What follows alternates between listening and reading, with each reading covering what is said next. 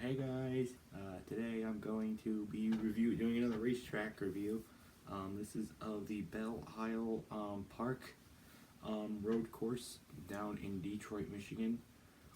Their big events of the year are hosting an INDYCAR doubleheader the week after the Indianapolis 500, so in early June.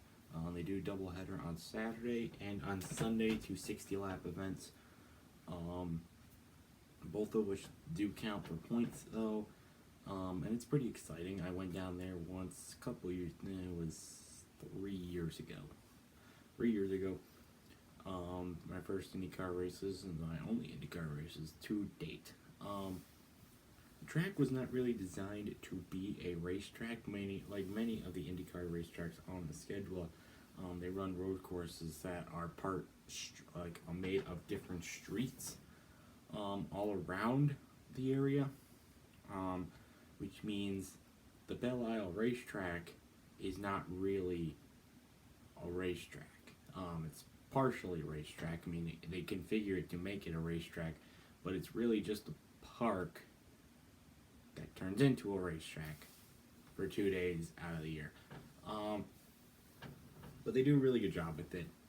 It was really nice. You could tell that there's like permanent play structures, picnic tables, little overhangs. Nice. It's like a nice park, you know. There's a pond, so it's a nice park area to go to during some of the nicer weather months when IndyCar is not there. When IndyCar is there, they take over the entire place. There's just all sorts of things to do. It's a road course, so it's obviously big. Which is good for walking around and seeing all the different cool stuff that you can do there. It was really fun going there for the first time, seeing my first two IndyCar races there at that racetrack. Now I remember for our first day we got tickets in turn number one. No, I don't know really where our tickets. I think the first day was turn 4, and then turn 3 for our second race. I knew they weren't very far apart. Our first day there was kind of rainy. It didn't rain during the race.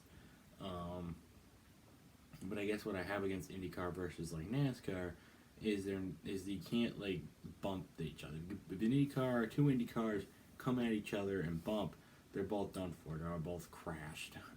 Whereas in NASCAR, they'll usually keep going unless it's a really severe bump. But really, the race, there's not a lot of cautions, so the racing got really spread out. A lot of cars went a lap down, multiple laps down, and with the track surface being Belle Isle track surface being so rough, they have to make sure that there's different types of tires they have for the race. They have soft tires, which if you ever see an IndyCar race on a road course, they are red colored. They usually have better grip. But the downside of the better grip is that they wear out faster, which is why they're called soft tires. And then they also have hard tires, which are gray like letterings on the tires. Those don't wear out as much, like they last longer, but the grip is not as good. They're not good for racing. They're good for long runs where you know you're gonna need to keep going and not gonna be able to pit. Whereas soft tires are usually good for starts of races or are good for ends of races on short runs near the end. Now, what I don't like about this is that there's strategy inputting for the different types of tires. Drivers will probably most likely start on the red tires, the soft ones, and then they'll come in like 2 laps later. Most of them will come in and pit and put on the hard ones, and like they'll cycle through a pit stop in like the first 2 laps. So everyone's all lapped down, spread out. There wasn't a lot of action at the racetrack. I don't remember who won the first event. Don't remember who won the first one. I think it was Sebastian Bourdais. I think he won the first race, and then the second race went to Will Power. It was cloudy, a little bit cooler on the first race, but it was still warm. I had a good time. The racing wasn't that great, but I mean, you know what you're supposed to do. I mean, and then the second race was a lot sunnier, more crowded, hot, but it was still a good race. Only 60 laps, so they don't go that long. But I mean, there's plenty to do. There's a lot of events. There's a lot of different shops you can go to. They're mostly tents. Not really actually shops, but I don't know. I had a really good time when we went there. I don't know really what else to say. They did. Now, IndyCar wasn't the only events going on, actually. Mostly Sunday. They had, because the races actually didn't start till about like 2 or 3 o'clock, I think. At least on the first day. But, um, what would happen is they run different kinds of races. I think Le Mans was there, or like some different type of like different car racing. There was like rally trucks. They raced there. And it was really cool. We had to see both of those. So there's plenty of other different events to do during the weekend when you're waiting for the IndyCar race. You don't have to go shopping or anything. Now, being Belle Isle means island. Well, actually, no, it means island, but it means island in this situation. But you have different types. You have to get out to the island where the track is. It's not actually on the Michigan mainland in Detroit. It's off on its own little island, so you have to get a shuttle to go there unless you want to fight a bunch of traffic and have a hard time parking, which is what we did. We took the shuttle to go there. It was, the shuttle's alright, I guess. I mean, it's just I get to trouble finding one that takes you back to your respective hotel at the end of the night. But I feel like the racing itself wasn't that fun. It was fun to go. I mean, I definitely would go again, or maybe I'd try a different track, maybe an oval like Iowa or Texas or even Indianapolis. Because what I didn't like about the road course either is that you can't see much of the racetrack. Turn 4 is kind of located. They go down this long straightaway, long fast straightaway. I think it's the fastest part of the racetrack. Then they break it into a turn, gun it up a little bit in this little straightaway, and then turn again. That's where we were. And they wind past the pond and all that. Then we sat down in that first turn the second day. So that was kind of so you don't get a lot of fast racing action. Restarts are usually pretty fun to watch. At least they were when we went, but they get spread out so easily, and you have to be so cautious with the car. It was just not a good racing experience. I mean, it was probably a good race. I mean, it wasn't horrible. I mean, it wasn't horrible. But I think the big contributing factor was that the tire situation, because Belle Isle is such a rough surface.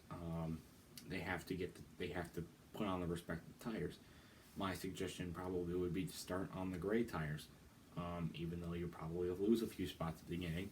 Everyone else is going to start on the red tires, so you get the lead, or you just give better racing action at the start. If like later in the race, maybe like 20 laps to go, 15 laps to go, then you come in and put on some reds. If there's a caution, that'd be great. Or I don't know. I mean, I really don't know what the solution would be. I mean, it's a road course. I mean, you look at Sonoma or Watkins Glen; those are a little bit more exciting because they're stock cars. But you look at some of the other look at some of the other road courses that IndyCar goes to. We got the Indianapolis Grand Prix. You got like a Grand Prix down in Alabama at the beginning of the season. You do go to Sonoma as well. Those are not usually exciting races. If there's a late caution, yeah, they are pretty exciting. But our races didn't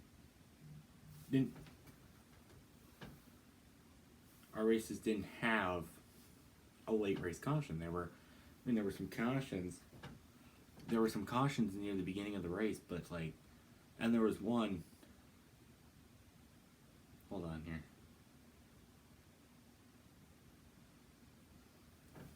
But there was what was it? There was one big crash in the beginning near the second race.